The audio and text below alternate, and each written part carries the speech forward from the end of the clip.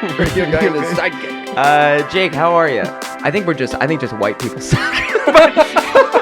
Certified love his puss, you know. Welcome to the show. You're faking cancer. Yeah. Certified pussy boy. When I was 3, I got bit by a tick in my head, and then from the time that I was 3 to when I was 16, I was in and out of wheelchairs.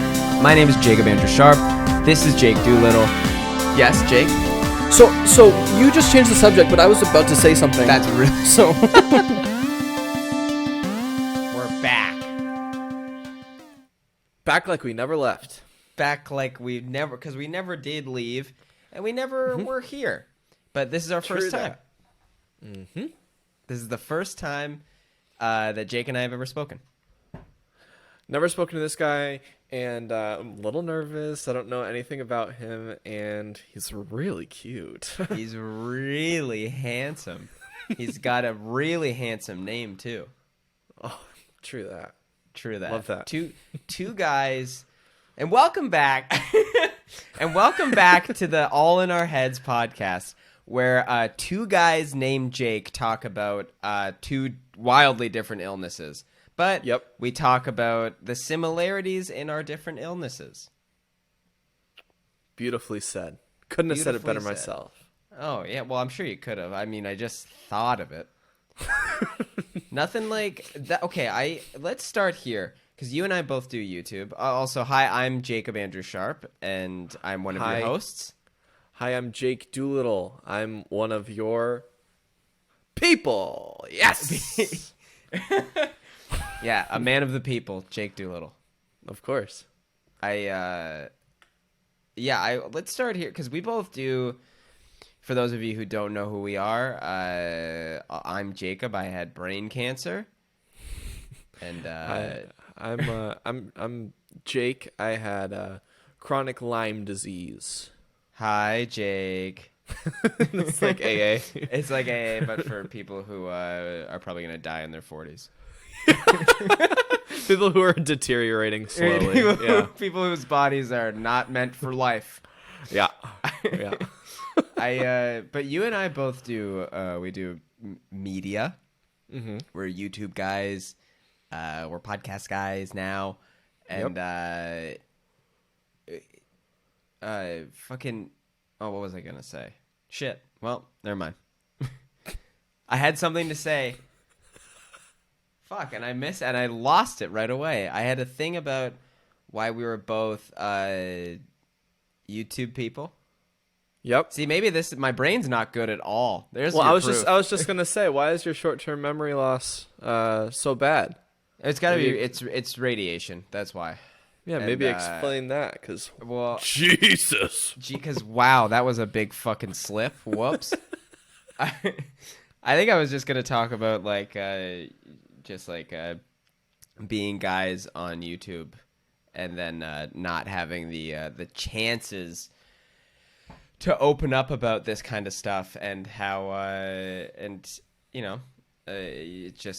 nice to have a little platform where we can talk about it, because I know that I get comments all the time, not all the time, but whenever I make a joke about it, they're like, Jesus Christ, you gotta keep fucking talking about it. Yeah, I like that a lot. I very recently have started taking YouTube more seriously, and I made a joke about being in a wheelchair, and I got maybe 15 comments saying that it wasn't cool to make jokes about being in wheelchairs. That's cool. Because they thought that they just thought that I was just the biggest asshole, just making jokes about people in wheelchairs. That's with no experience. You're making fun of yourself in a wheelchair. Your own experience. Like, everyone okay, here, we'll start here. Everyone shut the fuck up. Everyone shut the fuck up.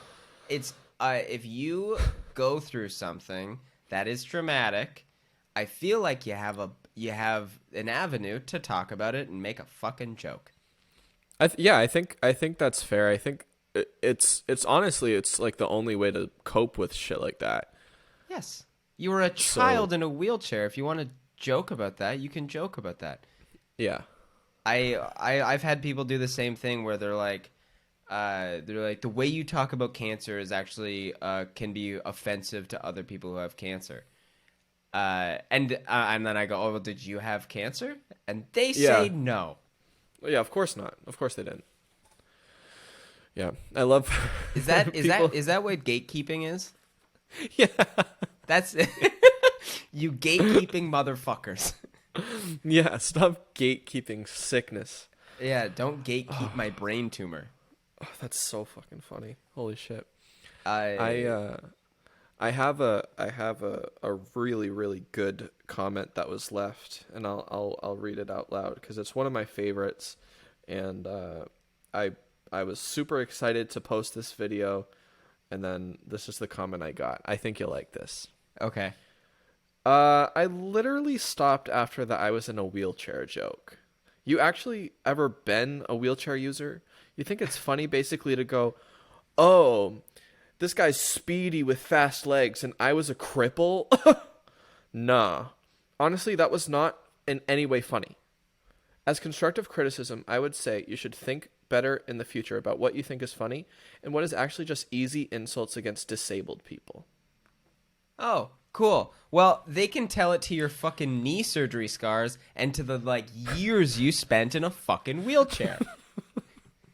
Okay, do you have any photos of you as a child in a wheelchair? Oh, a billion. Let's screen share that right now, because everyone shut up. Like, that's so annoying, because them assuming that you are just making fun of wheelchairs is actually even more offensive, because you're actually someone who was in a wheelchair. Yeah, and honestly, like, it them saying, like, oh, you weren't in a wheelchair reminds me of, like, the doctors who were like, oh, you're fake. Like, you look fine. You know what I mean? Yes, like the doctors who were like, you're crazy. Yeah, it's the same shit where, like, people are like, well, it doesn't look like he's sick, so he's okay. 100%. 100%. Like, it's... And I think that's like the basis of this whole podcast, is that you think that we're okay. Yeah. We're not. Yeah. That's why we always talk about it, you and I. We always call each other up and we talk about experiences. And you think that because we look okay that we're doing okay? No, we are not. Yeah. No, we are not. Yeah, you don't want to know what's going on in our heads. Oh my god. It's so dark and Yeah, sad. It's so sad. You want to talk about survivor's guilt? You come talk to me. You come fucking talk to us.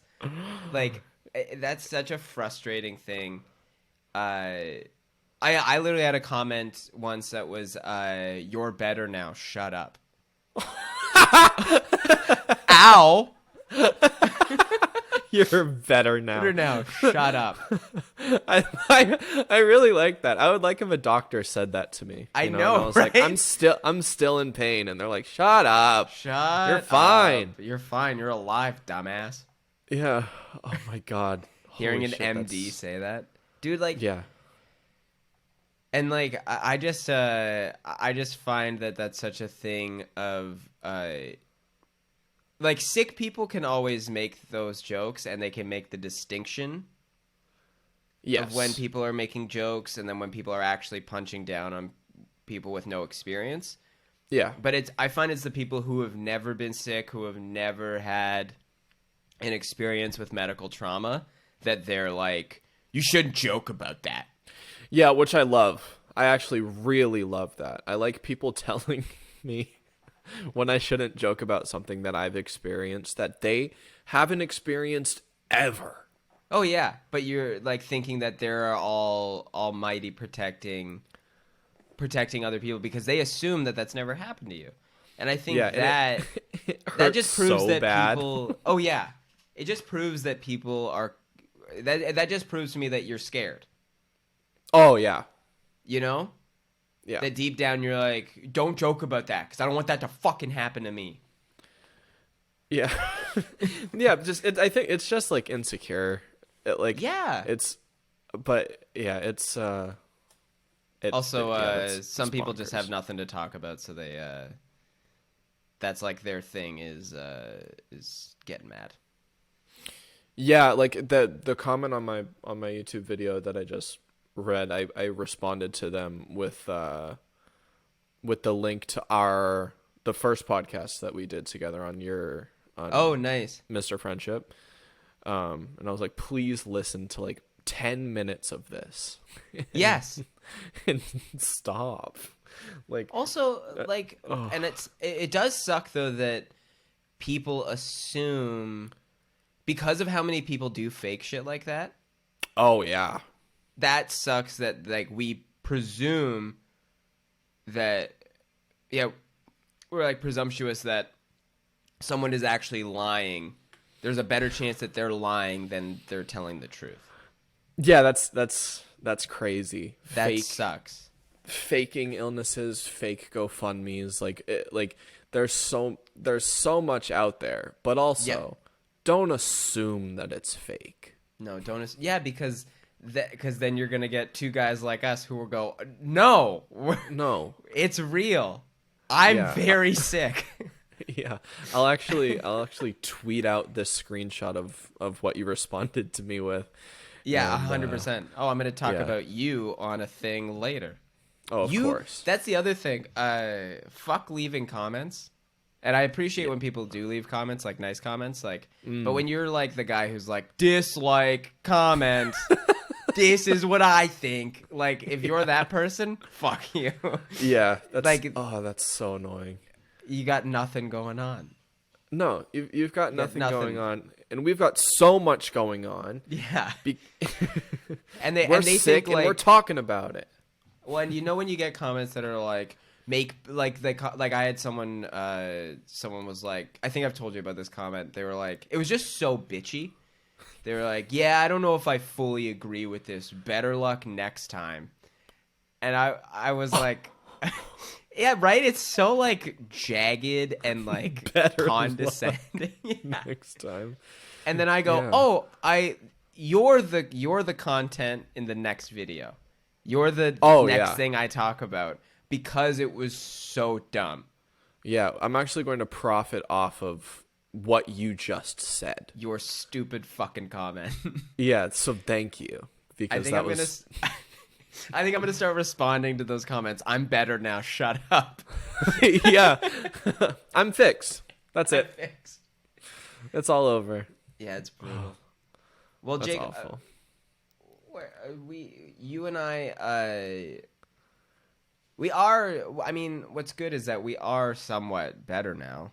Yes. Yeah, looking back at what we went through, we're so much better.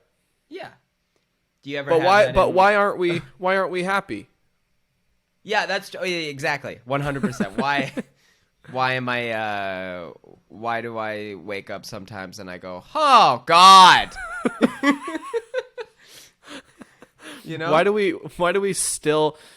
are we just expecting our impending doom? I was about to say, do you still have that overwhelming feeling of, oh fuck, that might come back? Oh yeah, all the time, right? Yeah. Right? It'll never be over. Like there's always something that will happen. And every time that you think that you're in the clear, you're not. You're not. The most depressing podcast in the world. Time. But it's, you know what? Everyone shut up. That'll be the name of this. Everyone shut up. Everyone shut up. But I think it's something, like, I don't like, I think, maybe this is this is really what I want to talk about, but I hate when people just, do you ever get the comment, like, you're okay, like, it's like a question, like, you're okay now, right? Or like, or the things like, you look so healthy now, you, like, stuff like that, like, where it's like, all the time. You look like a healthy human being, you must be great. Yeah, the you're okay now, right, isn't for us. No. It's for that person to put the diagnosis and the thoughts of this person being sick in the back of their head and move on to the next thing. Yeah. Like it's And through the internet, it's so informal. oh yeah. Like just a message where it's not even phrased properly. It's not "Are you okay now?" It's literally the letter U. Okay now. You okay now, right? Like a text, Yeah. like a text from somebody who doesn't care, like a faraway relative.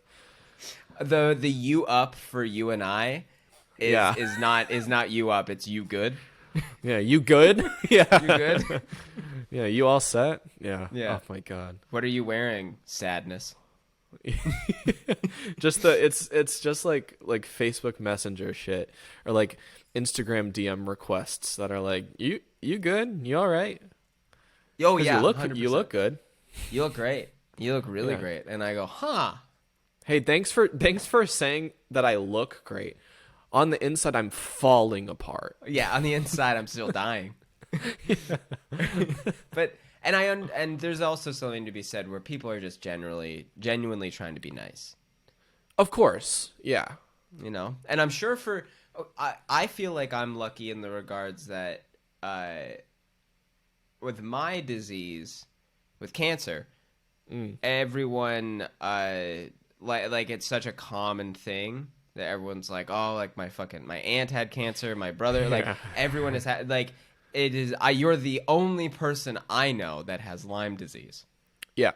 So I feel like no one knows what to say to someone who has cancer, but I feel like no one has any idea of what to even come close to saying to someone with Lyme. Yeah, because I mean, it's like with Lyme, you're supposed to the go-to treatment is you get bit or infected somehow, and then you take antibiotics for 30 days, and then it's gone. Like that's how it's supposed to be. But for some people with like bad immune systems, it stays in your system for life.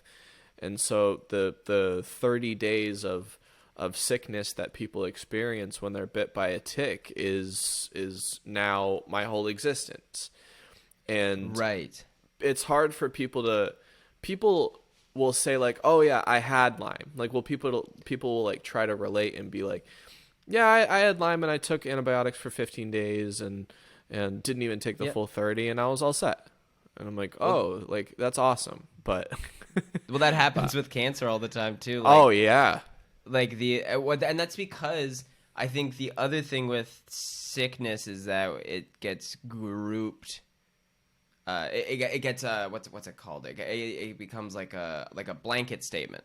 Like everyone's like, I have cancer instead of I have brain cancer. I have liver, and like it's like it becomes every experience becomes universal when that's just not even close to true for any sickness. It's such a spectrum when it comes to all of that. Yeah. Yes, like the amount of times people like I was sharing a room. I think it was in my second round of chemo. I was sharing a room with this guy. He was only there for like 2 or 3 days, and he was literally just getting a surgery. He was just getting it like his thing like cut out, and then he was like good to go. And then he like, and I'm not mad at him at all, but he was just like, why don't they just cut your thing out? And I was like, oh, it's in the center of my brain, and it's like very few people globally have successfully completed that surgery. Like it's a very, very risky surgery. Like most doctors won't do it. Yeah. So what was the success rate on that surgery? I think there's like I think it's less than 1% in North America. I know that in Europe I know in Europe that they've developed a better way to do it, but it's still like I think it's a very, very low success rate. And it's like it's very much the type, I mean, cuz they literally go to the center of my brain, like which is my brainstem. Horrifying. And so like I also feel like people don't realize like your tumor is still in your head. Yep, there's bits and pieces still in there. I'm a bits and bytes bag of a brain tumor. That's good. A little grab bag of well, because I think the other thing too that most people don't understand is that like my pineal gland I know there's pineal or pineal or penial, whatever I don't know what the fucking thing is, and I know everyone Doesn't says it matter. differently. Yeah, that's the gland that creates melatonin, and I don't create melatonin anymore because I was blasted with a hilarious amount of radiation. So like my not my oncologist, but my neurosurgeon, Dr. Daz, he was literally like, it's basically like just like scar tissue. Like there's nothing there really anymore. It's just like, and he's like, the tumor is dead. It's just a piece of mass that just exists there now. He's just not trying to kill me anymore.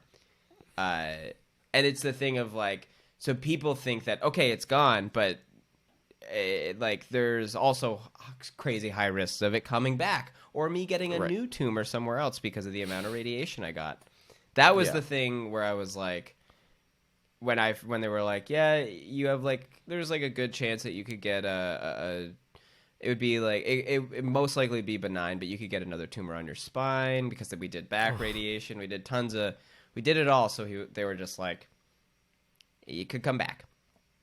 And I think that's the thing where it's hard. I think what my full point is that like every experience is completely different, and there's some people who can just get it cut out. There's some people who have to do way more treatment than I had to do. It's it's something that I think it's case by case, and I know that people are just trying to help, but sometimes it's just easier to say, wow, I would love to hear more about your specific experience instead of going, I know someone who did that, they're fine. Or I know someone who did that, they're dead. Yeah, I think, and that doesn't help at all. If somebody is like, yeah, I know someone who went through that, then it's like, no. We were just talking about my situation, and I'm going through this right now. I don't care about this other person. This is right now. I don't want to hear about somebody who once had this thing. Like, this is urgent.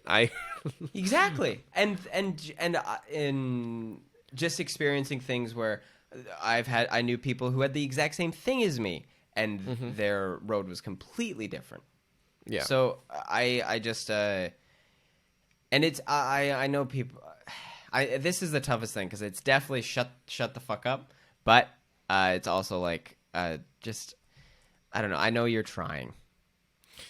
Yes. But then there's people who comment, "Shut up about the wheelchair thing."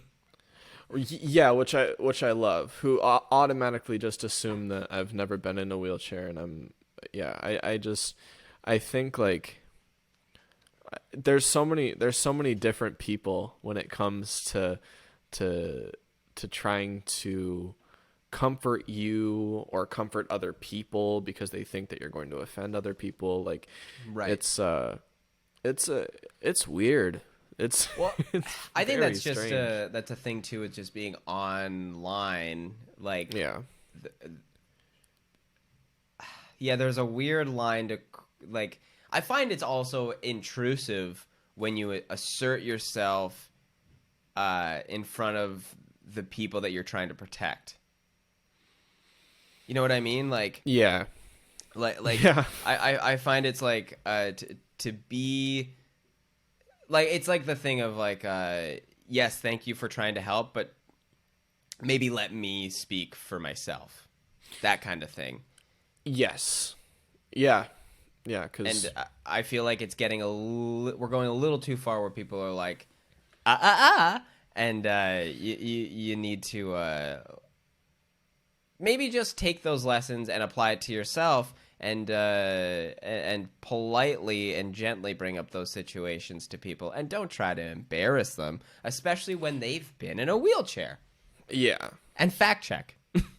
And also, fact check anything, because if you look up my name and Lyme disease, you'll see my sad GoFundMe from 6 years ago when we were hundreds of thousands of dollars in debt. Like, there's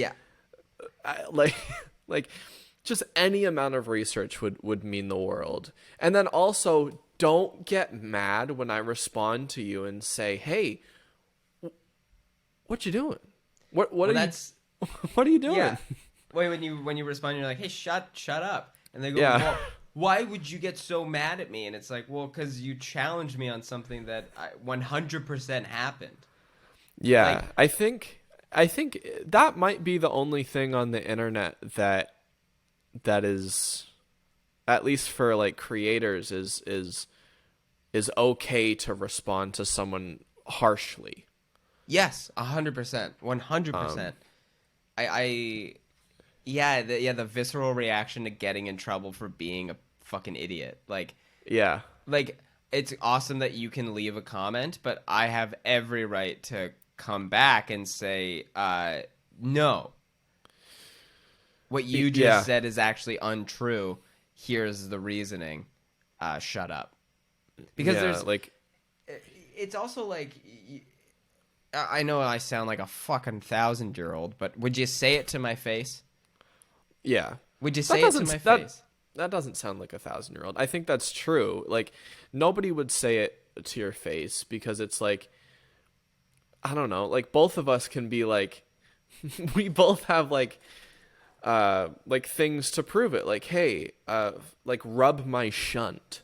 Yes. Yeah. Or like this is all real. There's a tube in my brain. You can go look at Jake's scars on his knees. Yeah, they're real.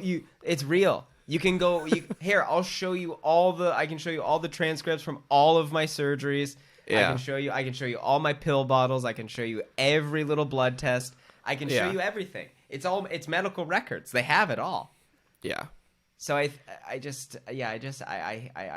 I'm so frustrated with the high horse people have when they have no experience with it. Yeah, and then I like when people respond to like my response being like, "Hey, no, like this is what I've done," and then people will like respond and be like, why give them the time of day? Like, why respond? And then it turns into a whole thing where it's like, what do you mean? Like, what do you mean? Why respond? It brings me so much joy to respond to someone who is so ignorant. Like, yes, that's so fun. Yes, somebody. You know what? Oh. You know what, Jake?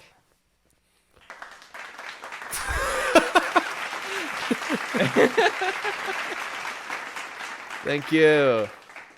We're in front of a studio audience. We're in front of a studio audience, and right, studio audience. Oh, dude! Oh, they're all here. Yep. It's a bunch of cancer patients and Lyme disease patients, and they all just died just right there. They all just... Yeah, that cut out. They're all gone. They're gone. Yeah, that was their last hurrah, if you will. That's all right. That was their make-a-wish, if you will. I can't wait to add more sounds into this. Add me. Files. Oh, I'm adding so many. I'm so excited, and I'll pull so many different things from the internet because holy shit. Yeah, and I know I feel bad because I feel like we're just complaining at this point. But but this is what it is, you know? If you're going to go into a comment section and complain, well then we're going to make a podcast and complain. Yeah, because like this is how we cope. Talking about this shit is how we cope. It's like it's a form of therapy because when I talk to Jacob, it's so comforting because there's nobody else that I can really talk to about this stuff. Right. And even though we haven't had the exact same experience, we get to relate to each other in different things that like I've never been able to talk to anyone about really. I was really lucky actually. I had Eilish's mom when I was sick. Mm-hmm. So Eilish's mom is a breast cancer survivor, and so when I was diagnosed, she was like every day she was so helpful, and she just having someone to be like, has this happened yet? And you go, yep. And they go, isn't that the fucking worst? And it's just nice. And I think that's what this podcast is for. So if there's anyone sick listening, hopefully we can get to those points and be like, Have you done this yet? Isn't that the fucking Yeah. worst? Yeah, absolutely. A safe space where you can go. Thank God, because I fucking hate this. Because it's as much as I think I talk about like how people project the inspiring cancer story onto cancer patients, but it happens with everyone who's sick, and it's okay to be like, it's okay to have feelings of like, I don't feel inspiring. I feel gross. I feel disgusting. And I hate this, and I'm angry, and I'm upset, and this isn't fair. Yeah. And I think that's something that I like capturing about being sick, because that's the reality. It's not this fucking my sister's keeper or whatever. It's not everything can be these like Hollywood things. It sucks. It fucking sucks. It does. And I think what's also important to be remembered for like the listeners and stuff, like being sick, it can be so many different things. And like I look at what Jacob went through and I go, oh, I haven't experienced anything like that, because what his whole situation was it seemed so fast, and like, all right, you change your life, and you now have brain cancer, and this is like, there's a good chance you're gonna die, and so that's great. And like, thanks man. Not the die part, the kindness that you were just talking about. Thank you. But like with mine, I think it was such like a drawn out thing. Like, just as like a little backstory, I was bit by a tick when I was 3, and then I was diagnosed when I was 13. So they thought for 10 years, they thought it was all in my head. They thought that I was crazy. They thought it was bone cancer. They thought it was arthritis. Like, for 10 years of my life, my whole childhood. But it was never one of those things where it was like an urgency, where it was like, if this doesn't get treated right now, you'll die. Right. Mine was like, if you don't get this treated in 2 or 3 years, you'll die. Okay. Which is still, that's crazy, because that's a short amount of time still. 2 to 3 years is not a long time. No, it's not. But I think like I think we've both had different experiences. Yes. In the best way. Yes. But I think something for me is that I feel lucky that I had something that just changed dramatically, and it was like, I have this is what's happening, and here we go. Because it was like definitive, this is what we're doing. There was no uncertainty. And it was something that I feel like people, like friends, family, people who found out through like social media, it was something easy to grasp, and it was something easy to jump onto and to be like, I'm here to support. Where the thing I can't comprehend for you is, as a child, having the uncertainty, and not only trying to navigate, being a fucking kid and trying to, develop as a human being, but then having doctors, be so wishy-washy, having teachers not support you. I feel like, correct me if I'm wrong, but I feel like you were isolated. Oh yeah. And you didn't have, like, I was very lucky. I'm very fortunate to have the support I had. That's something that's something to my experience that I think is a bit of an anomaly. I had an insane amount of support from people. So for you, I can't imagine that. And I was also a grown man going through this. You were a child. That's something that I also admire, because the innocence of a child and the honesty of just going along with what's happening, because you trust the people that you're going to. You trust the doctors, you trust your mom, you trust everything. Yeah. So you're just listening and learning, and you're learning about yourself in a way that no one learns about themselves. No. So I feel like that is such a it's really interesting. Like I stopped having a relationship with my father because he thought that he thought that I was faking it. Yeah. And then and that it was convenient that my knees hurt when he wanted me to get up and do something. And I was like, no, like I really don't feel good. Like I feel like I'm dying on the inside, and my bones feel like they're falling apart. Yeah. Spoiler alert, my bones were falling apart they in were many actually... different places, and they were crumbling underneath me. Absolutely. And then came like 1,000 different surgeries. Yes. But like, I don't know. Like, yeah, it was just my mom and I for a while. And then in like 2015, then I had Hannah, which was life changing. That's where I got my support. But after 10 years of death threats from my classmates being like, I mean, you should be dead by now if you're really sick. And I'm like, no. Like that's the thing too, is it's already hard enough to be a teenager. The amount that you go through as a teenager, already thinking about like already having things like depression and anxiety developing, and thinking about suicide and having those thoughts already, and then to be isolated from your classmates, and then to be bullied about being sick, about something you can't control. Yeah. That's horrific. And it just proves that kids are the fucking worst, but they are. And I on maybe next episode, or maybe on my channel or something, I wanna read my favorite death threats, because I think that would be great, and we can out some of your shitty classmates.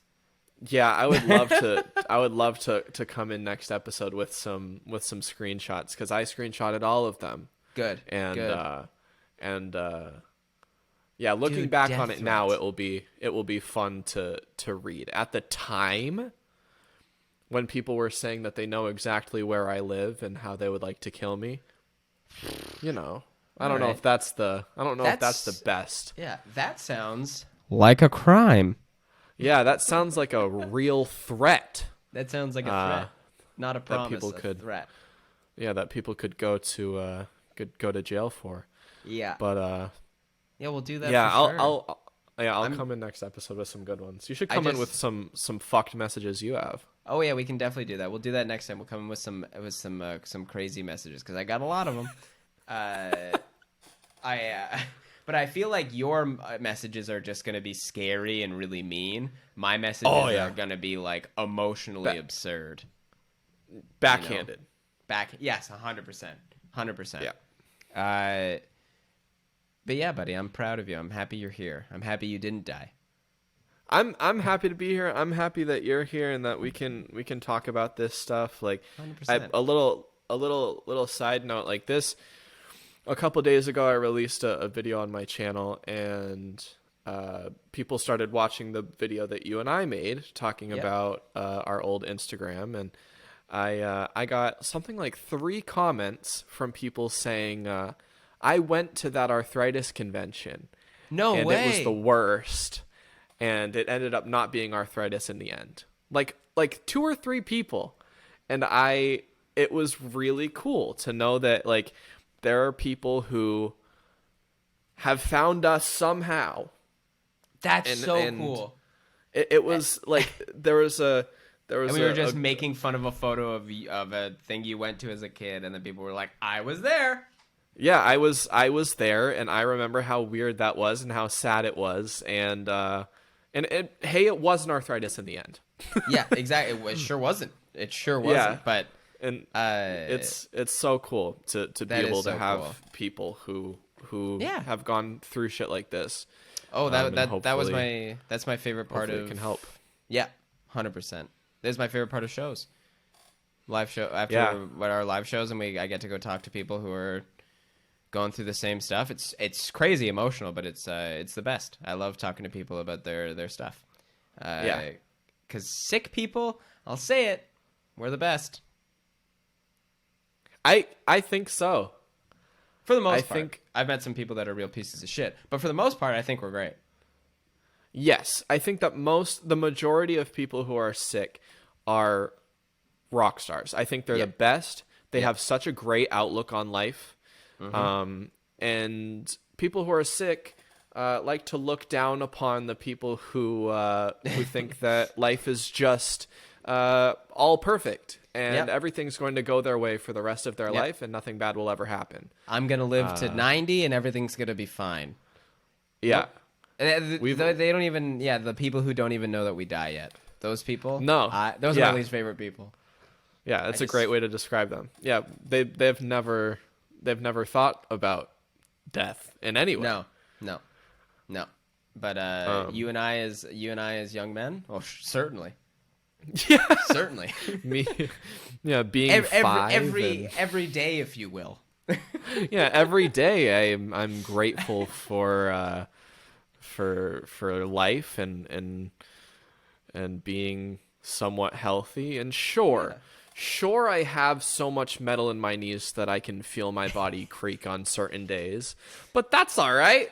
You're like the RoboCop of photography. Yeah, except a super sad RoboCop who like just edits in Lightroom like when he's really sad and like and he's like, I don't know what I'm gonna do. I think I'm gonna go walk to Dunkin' and go get a sandwich. And then I'm gonna walk back absolutely a sandwich and then throw it up because I'm allergic to their sandwiches. Like fuck. Oh, that's so funny. Do you want to do some questions? Let's do it. Let's do some questions. We have 3 questions. Great.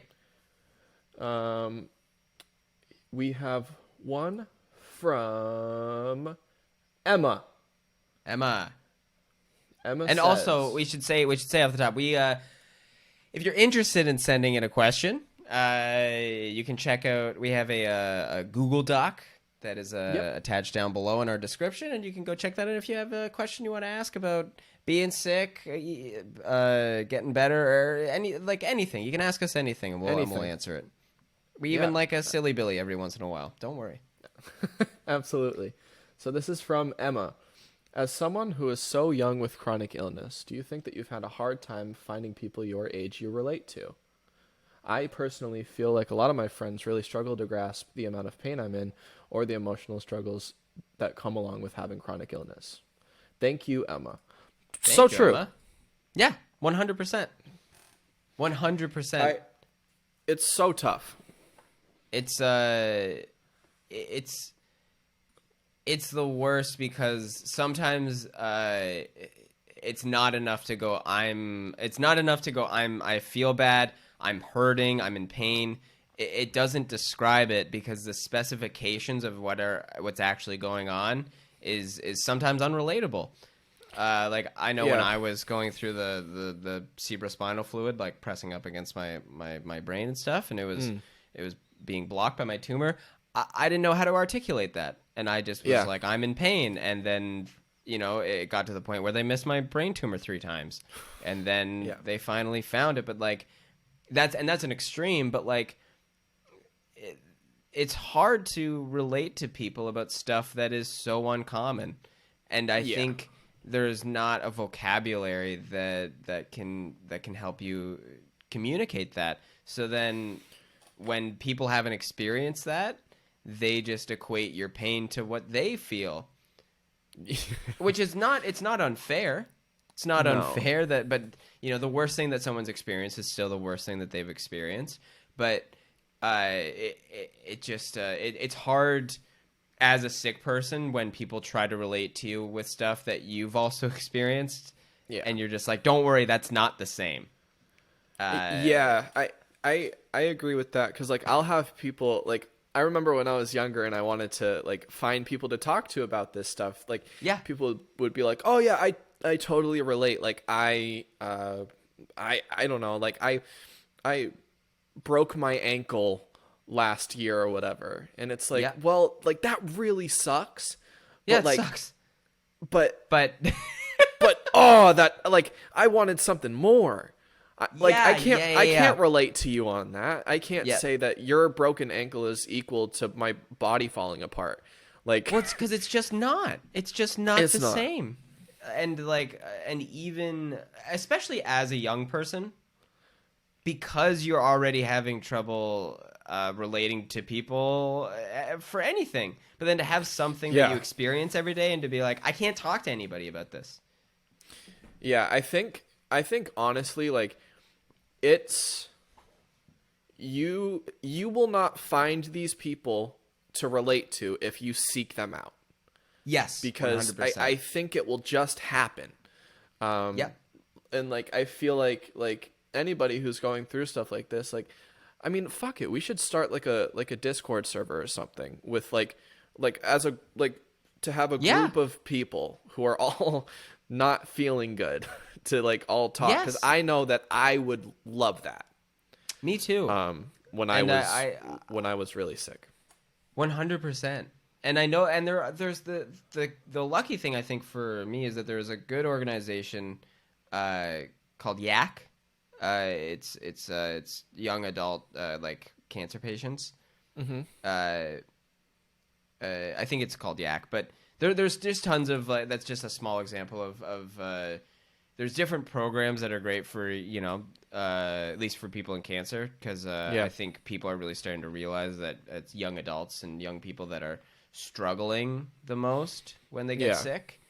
And the common thing is that they're like, with any disease, they're like, well, you're young, so you can handle it. Put on a brave face, and you're gonna make it through it. Which is extremely hard to do. Yeah. And and then you feel guilty when you don't feel that way. So it's something that like that's a pressure. That's a big pressure to feel as a young person who's sick. But there's really there are really good things like like Yak that connects people and you can have shared experiences. But you're right.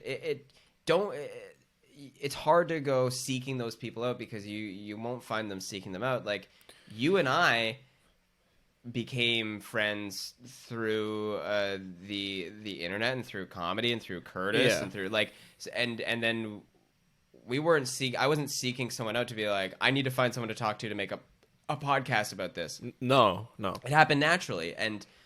But that's the other thing too, is like that patience of waiting for someone to talk to sometimes is not worth it. And sometimes, I found therapy helped a lot too with me. Therapy helps a lot. Support groups. Like I know that for chronic illnesses, there's a lot of support groups for patients and also parents. Like parents, it's really tough for parents too. People don't like talk about that, but like for parents of children who have chronic illness, like and like the helplessness, like that's I think navigate. That's a great question, Emma. But navigating all of that is a nightmare. But I find that there are lots of really good support systems, and I think that trying to get over the anxiety and fear of joining them, because at first I ignored that stuff, and I was like, I'm just gonna do it by myself. I can do this. But especially now being done, I'm like, I need that. I really need to talk about it and relate to people and to not act like everything's okay, because it's just not. And I think having and I think something I learned was through doing my other podcast was just asking people, have you ever experienced anything like that? Yeah. Because you'll find that actually more people than not have experienced something like that, and they have their own emotional experiences. They're just not comfortable enough to talk about it yet. Yeah. Absolutely. So, yeah. Emma, that's was a wonderful Emma, that's wonderful and it's funny because Emma and I Emma's one of my mods. This next question is from Jam. Yeah. What's up, Jam? Hi, Jam. I know you two both work super hard. Something I want to know is, how do you prevent burnout from overworking yourself?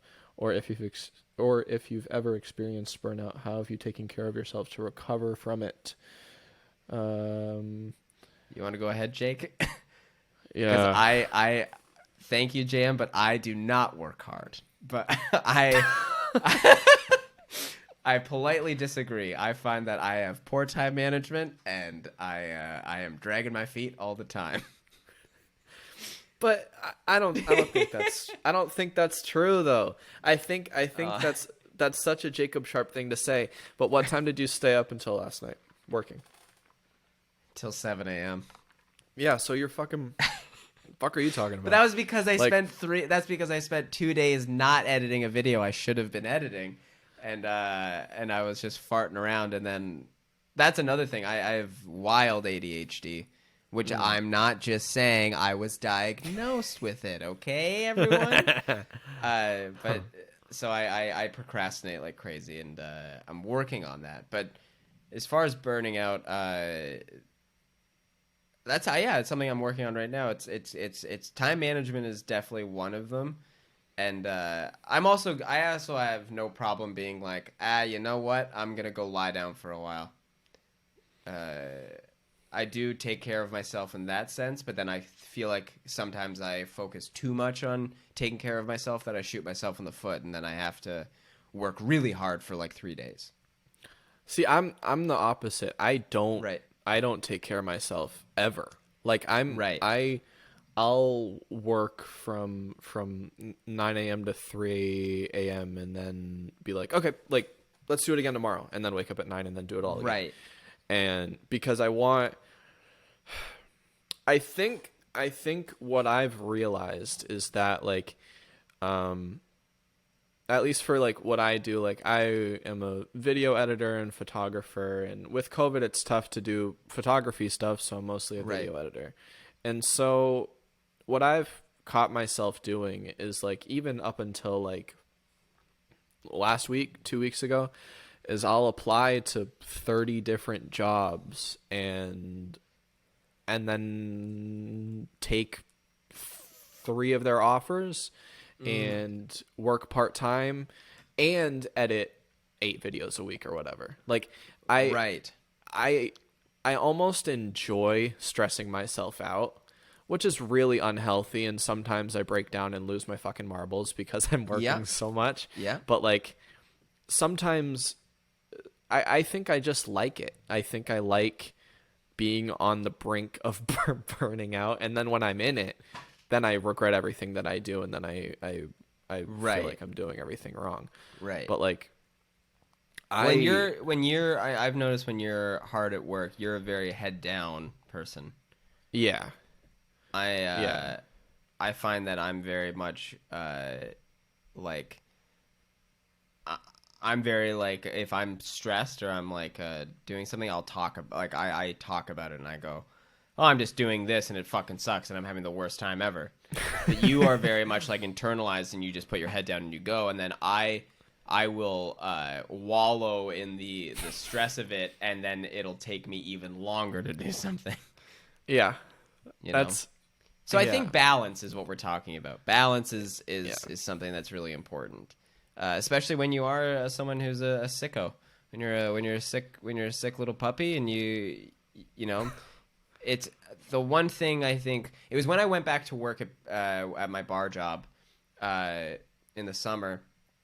The one thing my oncologist told me is to watch your drinking, get good rest, and obviously like focus on like reading and like that kind of well-being and stuff, and get exercise. And my bar job was great for exercise. I was on my feet. I was moving a lot. I was like, it was fulfilling. Like I was being social and all this, but I was drinking way too much, and I was not sleeping well because just working in that industry.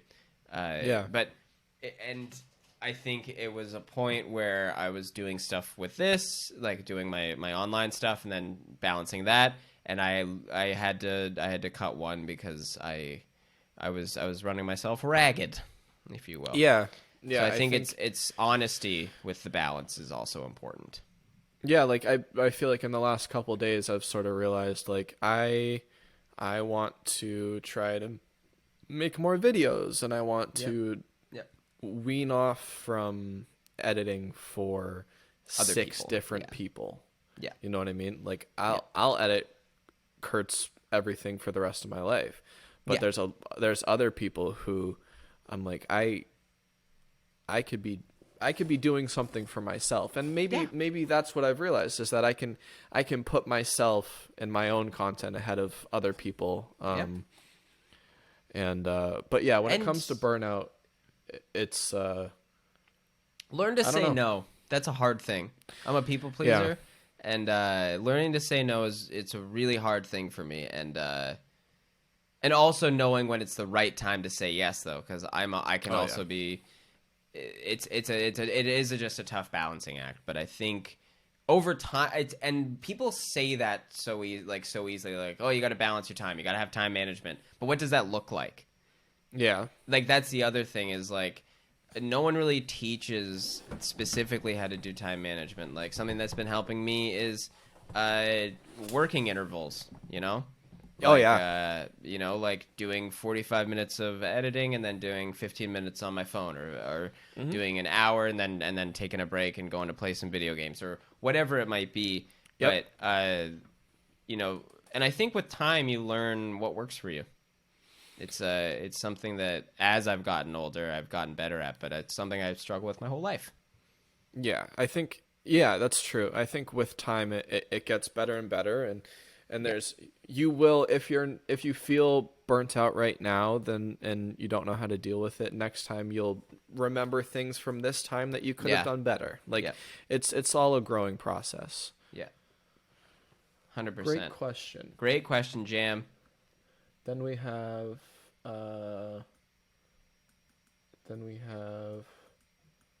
a question from Gianna. Okay. Hey, Gianna. Gianna said, or asked, this is a good question, because I don't know, it's interesting. What did it feel like, mentally and physically? What were your symptoms? Like, oh wow, that's a great question. Because it's true. It's tough. Well, we have two different things. Like, you have. Oh, absolutely. But also, I want to be very clear before both of us answer this, that this is not.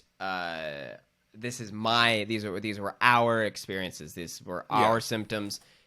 Symptoms can show up in so many different ways at so many different times for so many different reasons. But the number one thing I can say about this is, if you feel like something's wrong, stick to your guns. Like advocate for yourself, and if people are telling you no and you still and if you still feel like something's wrong, stick to that. Push for that. Second opinion, third opinions from other doctors are very important. Yeah, we are both. We both have experienced that, and it's extremely important. So you want to go first with what you were feeling? Sure. Well, and yours is over time too. Yeah. So mine first started when I was 3. And I'll try to keep it somewhat quick. When I was 3, it was mostly body pains. I was crawling. I was in a wheelchair. Did a bunch of full body bone scans, and then throughout my life, it was tough. But in 5th grade, I got mono, which totally wiped out my immune system, and more symptoms started to come along, where it wasn't just body pain. The body pain got worse. I could no longer read or write without throwing up and feeling nauseous. Like, my brain wasn't functioning. I would get migraines every day. I couldn't do anything. It felt like my whole life was a ginormous headache, and I couldn't think. And I used to love to read, and I used to love to do math, and then everything just got wiped from my brain. And basically how they described it was they were treating me like I had a stroke and retraining my brain and stuff. And I had body pain as well during this, so I was in a wheelchair for parts of it. And then I got a couple different diagnoses, and got treated over 4 years, and now I feel my best. That's amazing. So. There you go. Those are and it's so hard to articulate, but like it's not as easy as just going, I had a headache and I had some leg pain, and they found it. Like for me, it was literally the pandemic started. And I guess the tumor had been in there for who knows how long. Mm-hmm. Those cells started. Those cells are sex cells from when I was a baby, and then it turned into a tumor in my mid-20s. And basically, I was beginning of the pandemic. I was under the impression I was going to work out a lot. So then I was just doing push-ups and sit-ups, and then I started to get a really sharp pain in my neck. That was like, it was hard to explain because I was like, it feels like, I don't know, it felt like someone was like trying to rip my spine out through my neck. So I was like, that's a really sharp pain. I wonder what that is. Maybe I pulled something in my neck by working out. So I go to the hospital, I tell them what's going on. They check for brain aneurysm. They got nothing. And then the pain kind of progresses to a point where I'm having these migraine-like symptoms, but I've never had a migraine really, so I can't compare it. But it felt like someone was literally like pushing my brain apart, like ripping my brain in half or ripping my head in half. I was spending 8 hours, 10 hours, like full days just in bed with the lights off with this pain. And I remember thinking like, why am I getting migraines? Because and there's no remedy. Like I know people are like, go lie down in the dark, go have like a hot shower, all this stuff, and it's just none of it's working. There's small peaks and valleys where I'm like, okay, the pain's gone down, and then it shoots back up again. And really, like the name of the podcast, it was all in my head, but literally like just the sharpest pains, like behind my eyes. And like I remember being in the grocery store with Eilish like at the beginning of the pandemic. So already like everything's like really heightened. And I was like, okay, let's go to the grocery store. I actually feel better today. We get to the grocery store, and then because we entered the grocery store, I thought it was the lights that had caused it, but it was actually just like a brain tumor. But so I'm trying to justify it, right? So I'm that's why I'm like, oh, it's migraines. But in the end, it was a brain tumor. But it's hard. It was hard to articulate because mine was just like I'm having horrible headaches, but I can't explain it. But it did feel like that. It felt like something was expanding. Like it felt like my brain was like, it felt like my head was like 5 times its size because it felt like it was just pushing against my skull because it was. But like you said, they were also they found out later that I was running the risk. I was having like mini strokes basically, or not mini strokes, mini aneurysms. So like that's what that pain was. Which I still have trouble articulating really because it's hard to say like how extreme it felt, but I think when it got to the point of when I couldn't see and when I couldn't say my name, that's when I was really like, okay, this is not just a headache. I didn't pull a muscle, and then and here we are. Yeah, but it's pain is interesting, and it felt scary. It was scary. Yeah, like I'm sure, especially for you as a kid, you're also just trying to like. I know as an adult, I was like, I'm just trying to grit through this. But as a kid, you don't have a real big threshold for pain. Oh, no. Yeah. So you're just like, ow, like you have no problem vocalizing. For example, my sister Miley, she had the same surgery as me. She had a craniotomy because her skull had fused as an infant. So she had a facial or a skull reconstruction. But she would just scream as a baby, and everyone didn't know why. And and it's because her brain was expanding and her skull wasn't growing. So as a kid, you don't have the tools to go, like, as a grown man, I can go, I need to go to the hospital. Yeah. But as a kid, you go, I need to go to the hospital, and they go, don't be dramatic. Of course. Yeah. Right? Yeah, it's pain is something that, like, I feel like right now I have a really high pain tolerance. Like, right. it's like ridiculous. Like, sometimes I worry that, like, I went to the gym yesterday and, like, to work on my knees. Yep. And I always make sure I don't feel uncomfortable in the slightest, because I feel like if I get to the point where I feel uncomfortable in my knees, then something's already wrong. Right. Right. But, like, every time I get a headache, I'm like, it's back. There we go. Yeah. Yeah. It's back. It's horrible. I remember, like, and I have done this most of my life. I remember, like, trying to, like when my head hurt, and I don't know if this is a just me thing, but I did this when I was a kid, though, so we'll see. Right. When I had my migraines and my headaches and whatever, and I was throwing up and shit, I would hit another part of my body that hurt as well to distract from the pain in my brain. So, like, I would be like, oh, my knee hurts, so I would hit, like, my kneecap, and then my knee would hurt more, and then it would distract from my migraine. Whoa. Yeah. Like, it was dealing with pain. It was weird. It was very weird. But there is something to, like, I would do similar, like, it's because it's a distraction.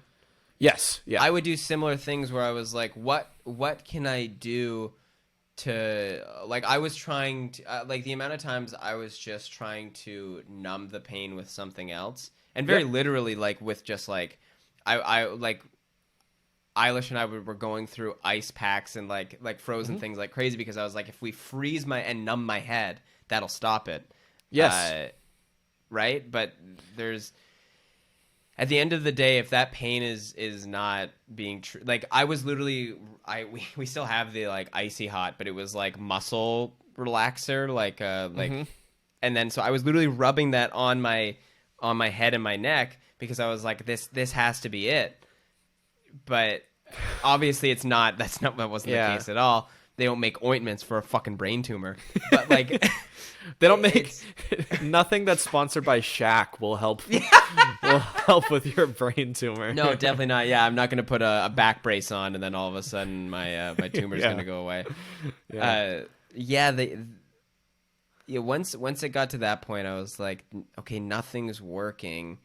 And I've been to the hospital twice, and they say it's nothing. So I don't know what to do. And I think that's where I was just like, I was at a really interesting point where emotionally I was, like, ready to just, like, be like, okay, this is my life. And then I was going back and forth, like, something has to be wrong, or I was like, or I'm just being a bitch. Maybe I'm being a little bitch about it. So it was hard thing to I also navigate. had that thought. Right? Where it's like, am I overreacting to this? Like, is it really that bad? Which is so scary. But it was, and it was that bad. Yeah. It was that bad. So that is a good question, Gianna. That's a great intro to the podcast. Those are our little symptoms. And that's us. That's us. That's Jake and I. And that's the podcast. Yep. Two guys named Jake talking about having cancer and having Lyme. Absolutely. Oh yeah, old LimeWire and old. There's I don't know. The American Cancer Society, the Canadian Cancer Society, right here. Nice. Oh yeah, that was a great question, and that was a really good question. If anybody has any other questions, just let us know. We'll be posting the Google Doc if you have questions, or you can just tweet us or message us on Instagram. We'll be looking up for questions. Maybe we'll set up, like, an email or something if people want to ask stuff. It's anonymous if you want it to be, but if you want to be mentioned, we got no problem doing that. So that was our little question segment. Play a sound. Oh, wait. Play sound. Oh, play sound. Transition 5. Yeah! That was really cool. I really like, yeah. All right. Now that's been another question. Yeah. That's really cool. Really dramatic. I like that. Holy All shit, right, that's buddy. good. Do you want to get out of here? Yeah, let's do it. We'll leave these sad sickos have another sad day. Bye to all you sad sickos. Have another you sad sickos. day. You guys like and subscribe. Go check out our social medias and YouTubes and stuff. And just remember, it's all in your head. It's all in your head. It's all in your head. Just like us. Yeah. All right. Well, I'm Jacob Sharpe. I'm Jake Doolittle. And we're okay. Bye. Okay, bye. Okay. Bye. And stay sick. Everyone, stay sick out there. All right, buddy. I love you. I'll talk to you later.